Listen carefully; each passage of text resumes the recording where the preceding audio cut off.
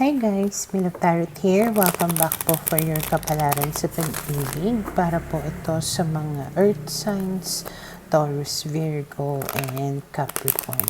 Maglalagay na lang po ako ng timestamp sa my description box para po mapuntahan ninyo ang inyong zodiac signs. Pero syempre, this is a general reading, kaya hindi po lahat ay makaka-relate. Okay? So, we will start po with Taurus. So, meron ako nakitang parang naka-flip dito na card. Kukunin ko lang po. Okay. So, we have here the moon. Maaaring ang sinasabi dyan, some things are not what it seems. Okay? Parang may nakatago. Maaaring ma-reveal sa'yo. Ganyan. Pwedeng mag-cause ng confusion, ganon.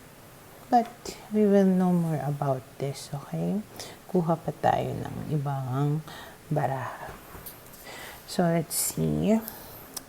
We have here the Knight of Swords, especially if you are dealing with a Gemini. Maaaring itong tao na to yung mag-cause sa'yo ng confusion dahil may malalaman ka tungkol sa kanya.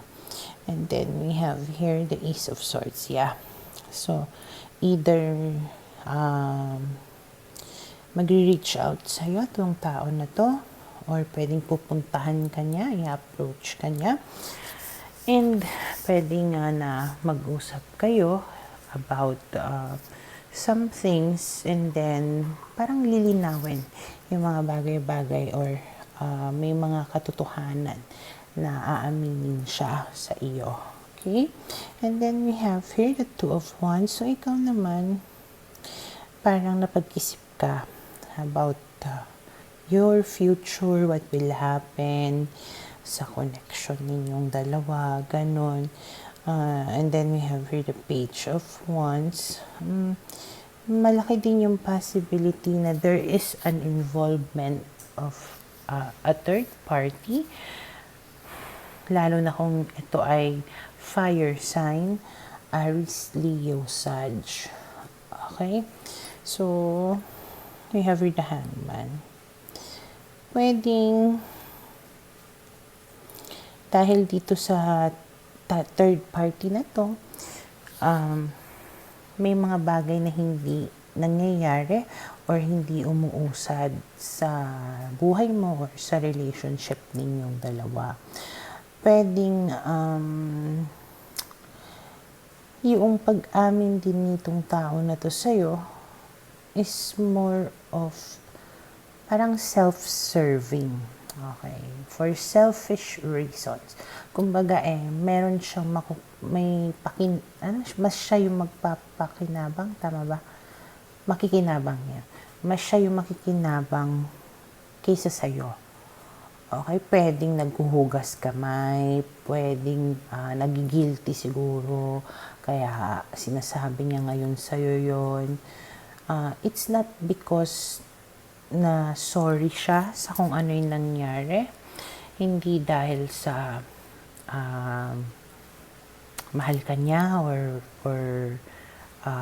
he or she cares about you. It's more of to save yung sarili niya, or parang malinis yung kamay nga niya, or tipong parang mawala yung guilty feelings nga. Gusto niya ng parang mapahinga yung isip niya. Kasi pwedeng ginugulo rin siya siguro ng kanyang konsensya. Okay?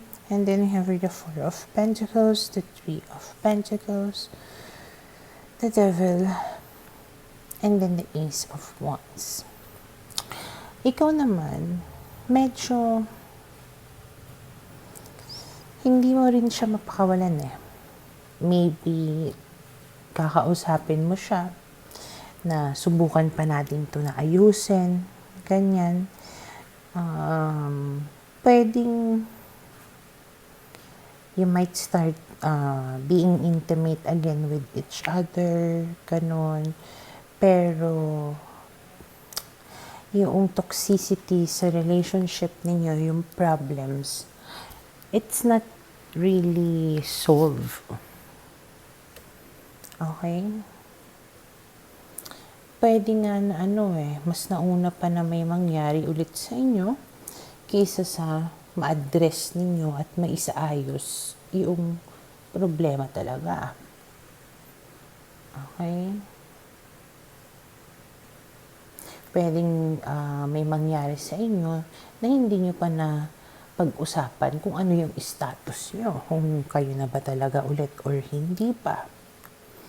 And then we have the Ace of Pentacles. So ikaw nag-iisip ka dito, nag-aantay ka. Kailan kaya niya ako seseryosohin? Kailan kaya siya magko-commit sa akin? And then we have here the Five of Swords. Ayun, parehong nag-iisip na parang nag-overthink na, problema na. Kasi inaantay na ma-offeran ng commitment. Tipong yung person mo, yung tao na yon, may pagka-dishonest. And then we have here the Four of Wands. So, yes, there is a possibility na magkaroon nga kayo ng commitment. But, sinundan siya ni the Tower. Which means, it's going to be a disaster. Magiging kayo nga, pero magulo. Kasi, hindi nyo nga naisaayos yung problema ninyo right from the start. Binit-bit ninyo. And then we have here the Two of Pentacles. There's a possibility na bukod sa'yo, meron siyang iba. Ginajuggle niya kayong dalawa. And dahil doon, maaaring ikaw, magdalawang isip kang muli dito sa tao na ito. Okay? So, yun yung nakikita ko na posibleng mangyari sa mga Taurus. Para sa mga Virgo, okay, let's see, ano kaya yung posibleng pagdaraanan ng mga Virgo sa mga susunod na mga araw. Okay, so we have here the Two of Cups, the Queen of Cups, the Hermit, and then we have here the Hangman. Okay, so maaaring parang makaramdam ka ng kalungkutan sa mga susunod na mga araw. Feeling mo walang nangyayari. Maaaring kayo pa rin ng person mo. Maaaring yung iba sa inyo parang MU. Pero mas in love ka sa kanya kaysa sa in love siya sa'yo. Kaya doon mo nararamdaman yung sadness. Maybe feeling mo nag-status ko kayo. Ayun nga, kung MU lang kayo, parang hanggang doon na lang kayo, hindi na kayo nag-progress na maging official kayo. Kaya nalulungkot ka sa part na yon. Okay? And then we have here the Magician, the Lover, the Three of Pentacles, and then we have here the Two of Swords. Ngayon, ang masaklap doon, may possibility kasi na yung person mo is a user, manipulating you, na maybe telling you na, oo, someday magiging tayo, sa ngayon kasi hindi pa ako ready, we can work this out, ganon. Pero, honestly, hindi pa siya decided sa'yo. So, hindi siya sure sa'yo. Kaya hindi siya nagko-commit sa'yo. Maaaring may nakukuha lang siya sa'yo, nagbe-benefit siya sa pagiging MU ninyo. Okay? Kasi syempre, maaaring may nangyayari na sa inyo kahit hindi pa kayo. So, bakit kanya susyotain kung nakukuha naman niya yung mga dapat na nakukuha lang sa isang syota, di ba? Okay? Sabi nga nila, bakit mo bibilhin kung nakukuha mo naman ng libre? Which is pwedeng ganun yung nangyayari. Paano kanya gagawin na official girlfriend or boyfriend kung nakukuha naman niya yung benefits nang hindi siya nagko-commit sa iyo. Okay? And then we have here the 5 of Cups, which is, ayan ka na, 9 of Swords, 5 of Cups, parehong malungkot yung cards na yan. Okay? Umiiyak ka, o overthink ka, nai-stress ka na, kasi maaaring, alam mo deep inside, siguro nararamdaman mo yung kakulangan, nararamdaman mo na mas ikaw yung serious, mas nararamdaman mo na ikaw yung mas nagmamahal, nagkakaroon ka na ng doubts kung mahal ka ba niya talaga or hindi, pwedeng sinasabi niya sa'yo, pero bakit hindi siya nagko-commit sa'yo, diba? And then we have here the 10 of Cups. Naku, yung iba sa inyo, pwedeng, baka inililihim pa sa inyo, meron na pala siyang iba. Baka nga kayo pa yung third party, may family siya. Kaya hindi siya makapag-commit sa'yo. Maybe, you know, na ikaw yung third party. Maybe nag-promise siya sa'yo na someday, iiwan ko sila, ikaw yung mahal ko, ikaw yung pipiliin ko. Pero, hanggang ngayon, hindi naman niya ginagawa, nakatago ka pa din. Pwede ganun, no? Now, kung wala namang third party, kung hindi naman kayo yung third party, maaaring ang ibig sabihin lang, sadyang hindi pa talaga siya ready to have a serious relationship na talagang mag-lead into something na pang forever or yung mag-settle down, ganun. Okay? And then we have the Sun, the 6 of Swords, and then the Knight of Cups. I do see a good future ahead of you kung lalayuan mo to. Lalo na nga kung ang situation ninyo ay third party ka or may third party.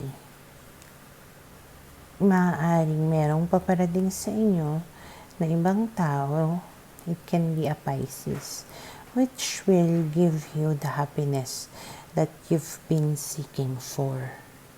Merong mga positive changes or pangyayari na darating sa'yo in the future, okay?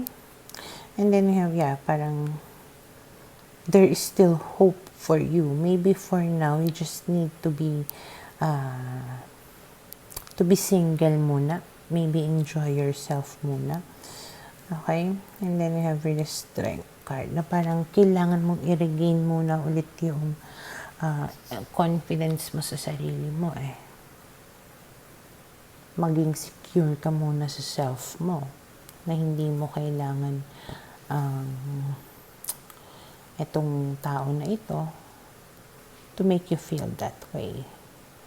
Okay, parang kailangan mo lang mag-antay dun sa tamang tao na darating sa'yo na makakapagpaligaya sa'yo at habang inaantay mo siya ay asikasuhin mo at mahalin mo yung sarili mo. Okay? So, yun yung nakikita ko na posibleng mangyari sa mga Virgo. Para sa mga Capricorn, okay, let's see. Ano kaya yung posibleng pandaraanan ng mga Capricorn sa mga susunod na mga araw? We have here the Empress, the 6 of Pentacles. In terms of finances, magiging maganda. Parang meron kayong marireceive na pera. Pwedeng, basta magkakapera kayo na marami sa mga susunod na mga araw. And dahil marami kang pera, syempre, maligaya ka. Okay? Yun nga lang, pwedeng may maraming mainggit sa'yo, maraming marites sa'yo, ganun. Kaya, pwedeng iwas-iwasan mo or wag mo na lang pansin yung mga tao na yun. Okay? But since this is a love reading, ang nakikita ko dito, maaaring merong magbibigay sa'yo, magpro-provide sa'yo ng iyong mga pangangailangan. And because of that, you will feel secured and confident and, of course, happy. Okay?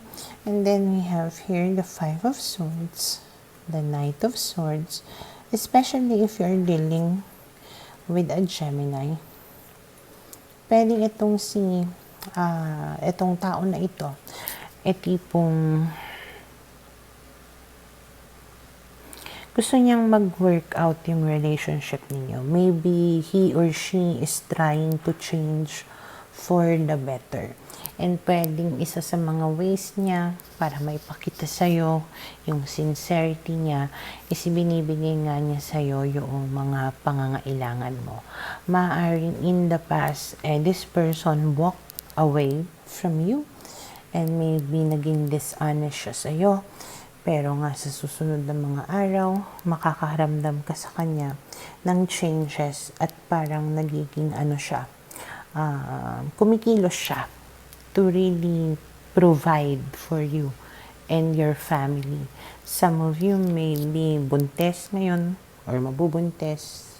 Pwedeng may anak na. Okay, kaya talagang pwedeng doble kayod siya para lang maibigay yung mga needs. Okay? And then we have here the Ace of Wands, the Six of Swords, the Queen of Swords, and then the Nine of Cups. Okay, so nakikita ko dito, maaari nga na magkaroon ng mga positive na mga pagbabago sa relasyon ninyo. Pwedeng maibalik din yung excitement sa relationship ninyo. You can feel emotional contentment here and happiness. It's like as if nangyayari yung mga pinapangarap mo or gusto mo. And I can sense also here yung pagiging fighter mo this time. Like maybe pinaninindigan mo yung prinsipyo mo, maybe may mga nasabi ka before sa kanya na talagang pinapakita mo na hindi ka na marupok, na what you want, talagang you will stand by it. Ganon. You will not easily give in sa mga pangako niya or sa mga sinasabi niya sa'yo. Na maybe hindi ka, nakikita niya siguro or naipapakita mo sa kanya na hindi ka nakagaya ng dati na pwede niyang utu-utuin. Hindi ka nakagaya dati na mahina, na tipong hindi ka natakot, kumbaga, na ipaglaban yung self mo at kung ano yung ang tawag ito, totoo. Okay? And then we have the Eight of Swords, the Star, and then we have here the Devil. Okay. So, meron pa rin na mangyayari na mga hindi magagandang bagay because of sa ugali. Maybe may mga paano ba? There are times na you will still feel helpless. But again, sinabi ko dito, yung pwedeng, paano ba? Yung deep inside, nanghihina ka, pero hindi mo pinapakita sa kanya yung kahinaan mo. Okay? Maaaring may mga times na mag-aaway kayo when it comes to bisyo, pera, ganon. Yun yung parang nakikita ko lang na issue na mangyayari. Pero hindi ka dito nawawalan ng pag-asa na siguro pwede pang pati yun maisaayos. Okay? And then we have the Nine of Pentacles, the Five of Wands, and the Three of Wands. So, what I'm seeing here as you go along with your relationship It will be a continuous struggle. Okay, but then, again, kahit na sabihin natin nag-i-struggle kayo sa relasyon ninyo, confident ka na kahit saan man ito mapunta, you will be okay. Okay? Na tipong mawala man siya, it's okay. Andyan man siya, edi mas okay. Parang yan. Okay, ano pa ba? Yung, kumbaga nagtutulungan kayo. Okay. Kahit na may problema, at least magkasama kayo. You are struggling together, helping out each other. And kung mapapanindigan ninyong dalawa yon, there's going to be a bright future ahead of you and your relationship. Okay? So, yun yung nakikita ko na posibleng mangyari sa mga Capricorn.